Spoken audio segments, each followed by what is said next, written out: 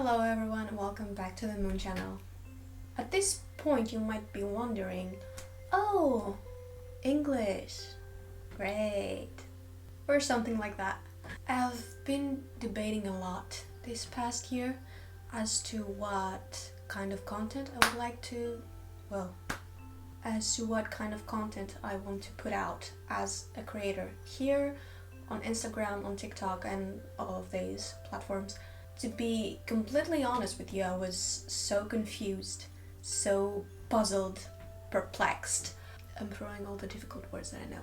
And after you cleared all my doubts about the language, I decided to not exactly move, but to go back to the way the channel used to be at the start of 2021. Of course, I will try to put subs in every video you will see from now on in this channel, but now we're fully on English. Now that that's out of the way, let's move to the actual video, which is the best things that I discovered in 2021. It has been a weird, rough and very unhealthy year. I think for everybody, not just for me. The soundproofing in this apartment, I swear. So I decided to share with you the things that came to my life and gave me happiness, all kinds of positive emotions this year to help me through it. If you want to know what those are, keep on watching. Let's go. First category is beauty and fashion. I'm starting with this because it was the biggest one. First of all, makeup. I'm starting big, and I mean that. It's the Carnival XL Pro palette by Stacey Mary. It's big, it's affordable, it has a great selection of colors and pigments. It has basically everything you need. Oranges, reds, purples, blues, greens and nudes. All in one palette. It was 40 something euros, I think 45. But I'm not gonna lie to you, this is all I'm using. I think I used one or two other palettes in 2021.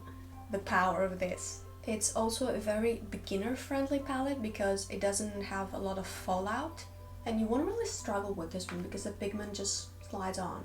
The formula is, if you can get your hands on a bad boy like this, get one.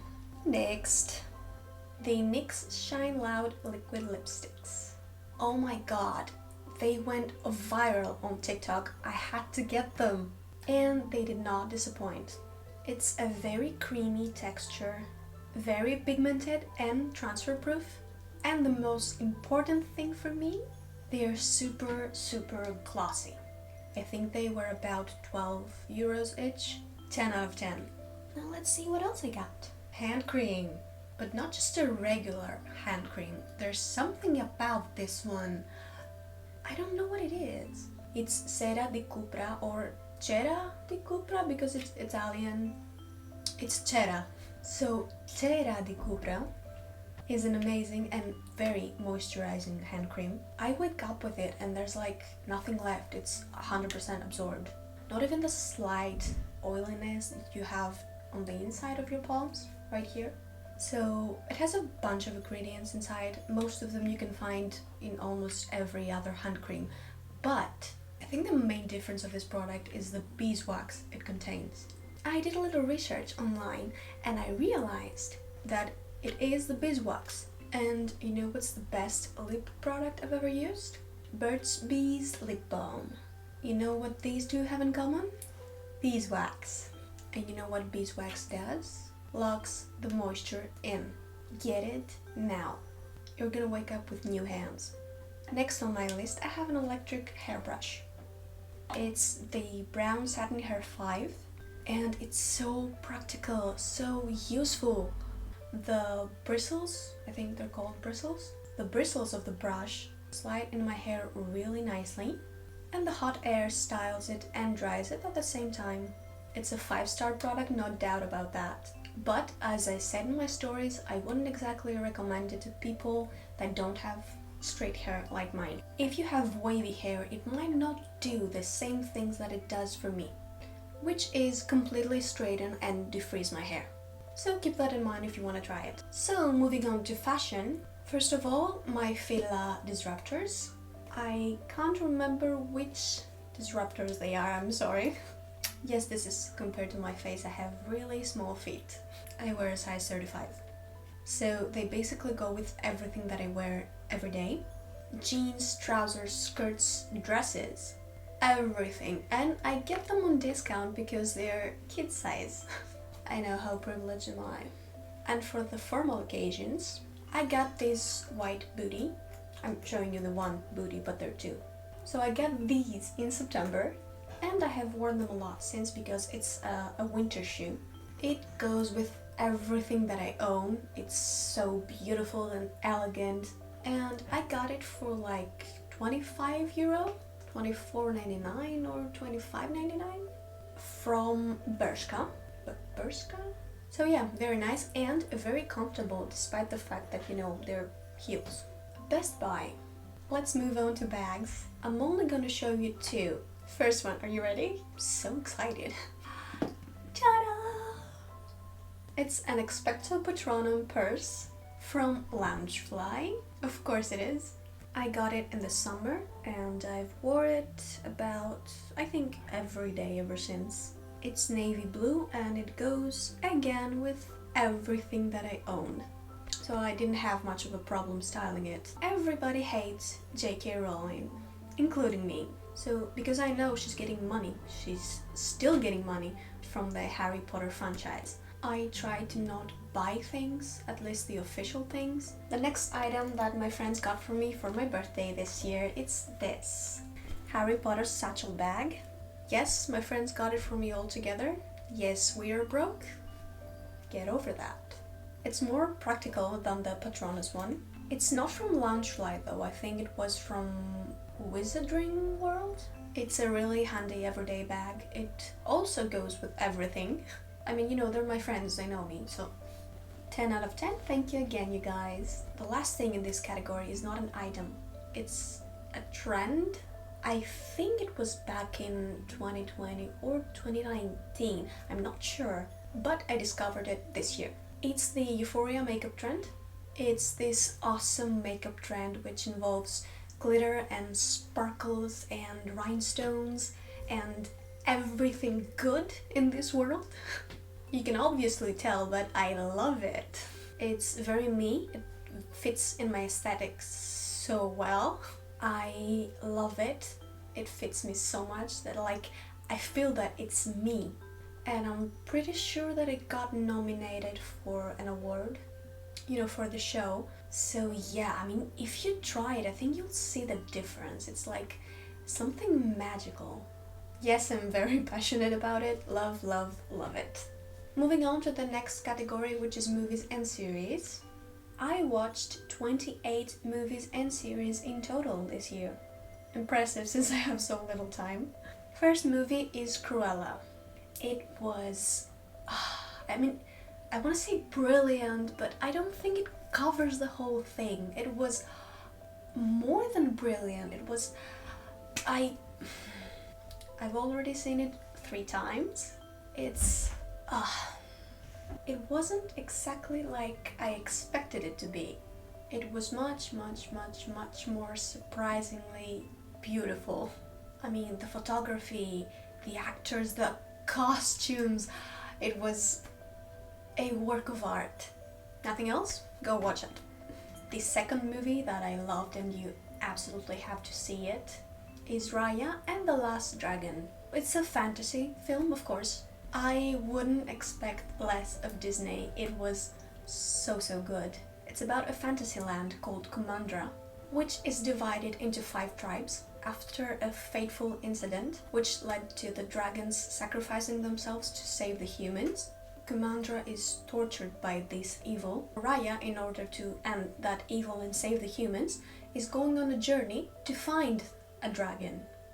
Problem is, no one has ever seen a dragon since that incident 500 years ago. Despite all that, she manages to find a dragon, Sisu, and together they're gonna try their best. It was amazing with wonderful messages, the animation, the colors, everything was excellent. Please go watch it. I was crying like a little baby. So good.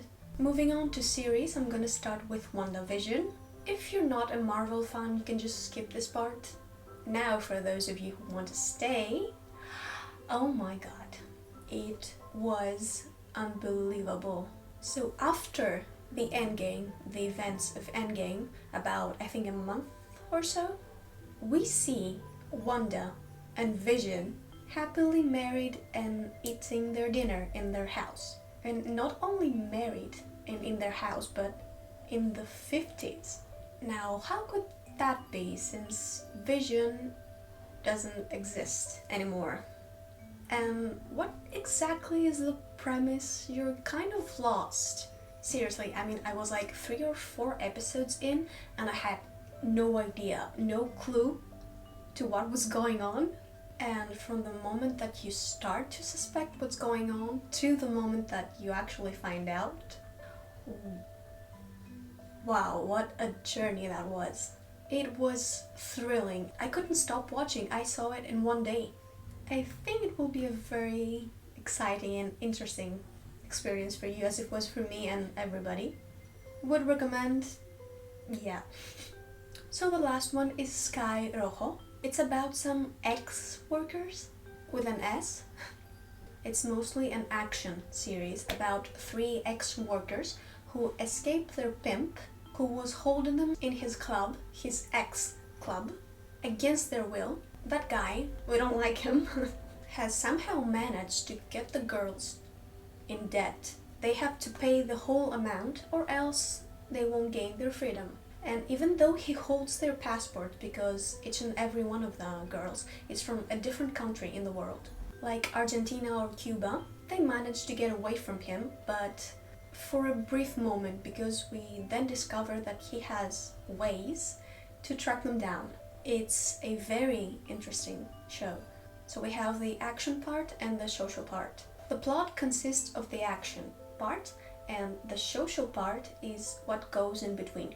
It's about the feelings that these people have, the girls, the ex-workers, and how the world views them, us, the outsiders, and also how they cope with their profession and how their life has been before that, because most of them were tricked into that job.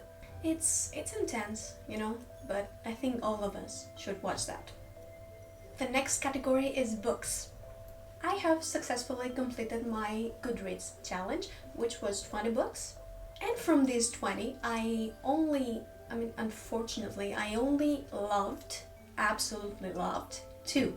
It's the ones that I would definitely read again. And I do not really read a book twice unless I really love it. Both of them are in an audiobook form, so I can't really show you. The first one is The Invisible Life of Addie LaRue. Addie forms a deal with someone she shouldn't have. This is the god of the night, and to escape her boring and suffocating life, asks to be free. And you know how it goes, it's not exactly a contract, so you can interpret things any way you like. She gains her freedom, but she loses everything else. She can now live forever, but nobody remembers her. And as I'm saying this, I'm getting emotional because it was an unthinkable thing. Imagine that.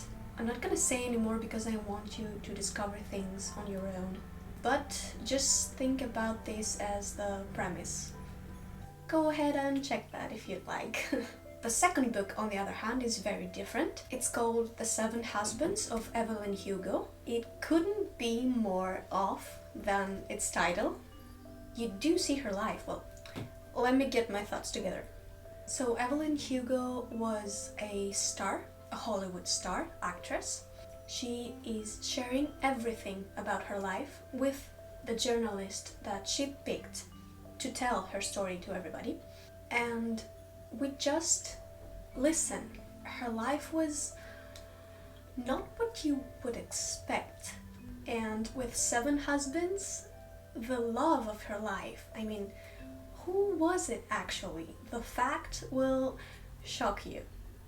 Well, I was amazed by the fact that this woman just made me stay there and listen to what she had to say about her life. I've never experienced that before, to want to hear so much about a person's life and story. And believe me, it's worth it. So many emotions. I cried several times during this book.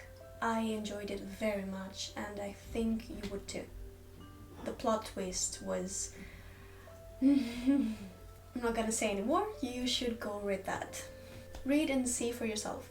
So that was the video, I really hope you enjoyed it. If you did, you can subscribe to the channel for more. I hope I brought you some nice moments, some good suggestions for things you want to try. I'm gonna leave you here, and remember, all you need is faith, trust, and a little pixie dust. Bye bye! Oh! Happy New Year!